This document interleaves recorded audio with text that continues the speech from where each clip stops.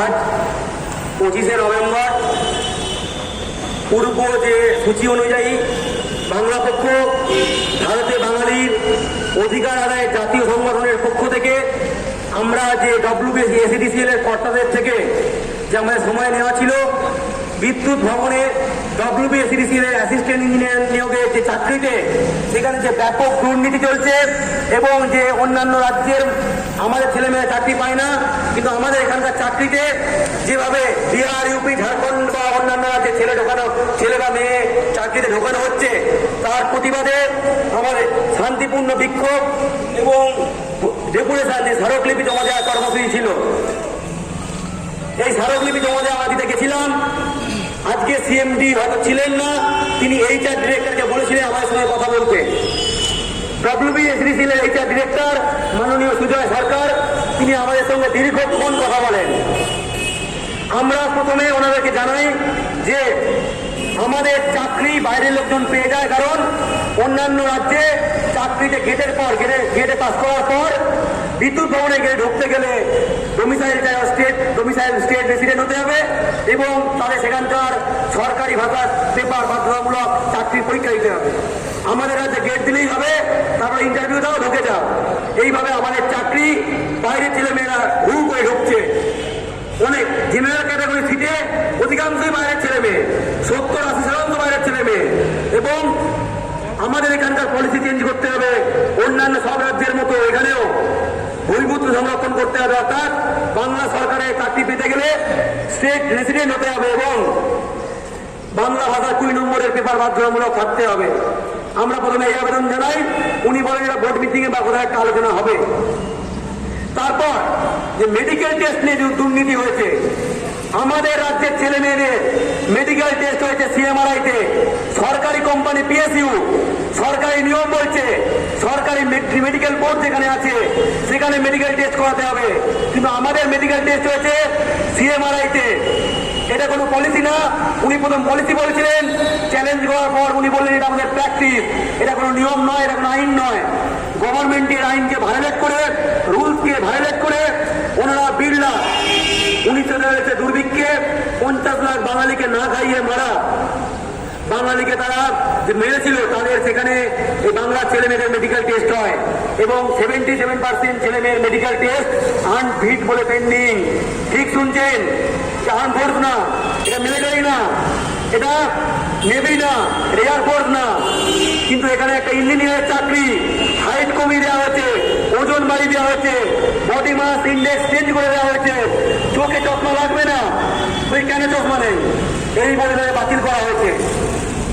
আমরা ওনাদেরকে বলি, আপনারা বলেছেন যে করোনার কারণে অন্যান্য রাজ্যে ছেলে মেয়েদের হয়েছে মেডিকেল টেস্টটা হয়েছে, তাদের সেখানকার জেলা হসপিটালে, আমাদের হয়েছে বেসরকারি CMRI-তে, গভর্নমেন্ট ওনাকে ভায়োলেট করে ওরা করেছে সরকারি হসপিটালে। বলছে করোনা। আমরা তখন বললাম ধানবাদের থেকে কলকাতা দূরত্ব বেশি না কোচবিহার থেকে কলকাতা দূরত্ব বেশি? ট্রেন কি কলকাতা থেকে মানে কোচবিহার থেকে এখানে কি বাড়িতে হেলিকপ্টার সার্ভিস দেওয়া হয়েছিল CMRI-তে টেস্টের জন্য? তাহলে কেন অজুহাত দেওয়া হচ্ছে? কোনো উত্তর দিতে পারলেন না। তারপর বললাম যে আমাদের এখানে 77% আনফিট হয়েছে, বিহার, ইউপি যারা মেডিকেল টেস্ট করিয়েছিল তাদের প্রধানত আনফিট হয়েছে, এ তথ্য নেই। তার মানে আমরা বললাম আনফিট প্রচুর হলে নিশ্চয়ই আলোচনা হতো, নিশ্চয়ই তথ্য থাকতো। তার মানে ওখানে আমরা জানি ওখানকার বক্তামাররা নিজে সাবজেক্ট বলতে পারে না, ডাক্তার ওষুধের নাম জানে না, ইংরেজি টিচার ইংরেজি গ্রামার জানে না। এটা বিহার, ইউপিতে কাকা পক্ষীয় জানে, সেখানে সরকারি হসপিটালে টেস্ট হয়ে গেল। আপনারা এটা কি করলেন? বাঙালি জাতির সঙ্গে এরকম বেইমানি কি করে করতে পারেন? না না না, আমরা আপনাদের শত্রু না, আমরা আমাদের বন্ধু। আমরা বললাম বন্ধু হলে এই তালিকা প্রকাশ হতো না। ওনারা বললেন যে 15 দিনের তালিকা এনেছো, এটা অসম্পূর্ণ, আরো বড় তালিকা আছে। আমরা অঙ্কের নিয়মে দেখিয়ে দিলাম যে আপনি যে তালিকা দেখাচ্ছেন সেখানে জেনারেল ক্যাটাগরিতে অধিকাংশই বাইরের ছেলে মেয়ে, যারা এই রাজ্যের ছেলে মেয়ে তাদের অনেক আবার বাঙালি না, বাঙালি অনেক কম। অর্থাৎ আমরা যেটা বলছি 20 থেকে 30% ম্যাক্সিমাম বাঙালি জেনারেল ক্যাটাগরিতে, একদম ঠিক কথা। কোনো উত্তর দিতে পারেননি।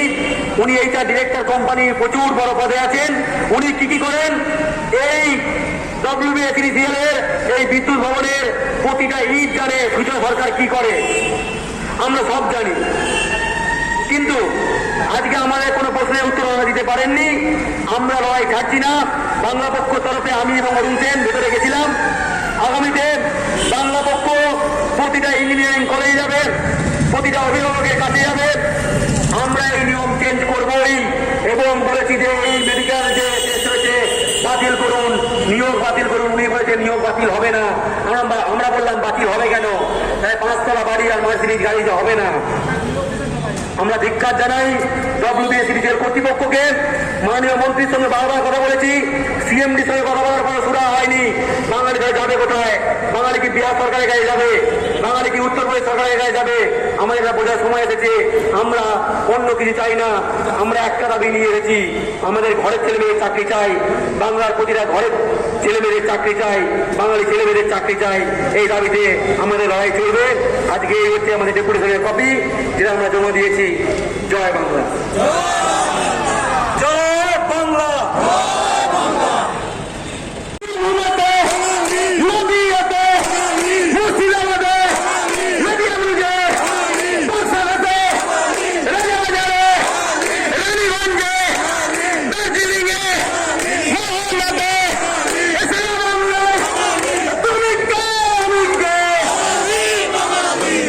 এসিডিসিএল চাকরি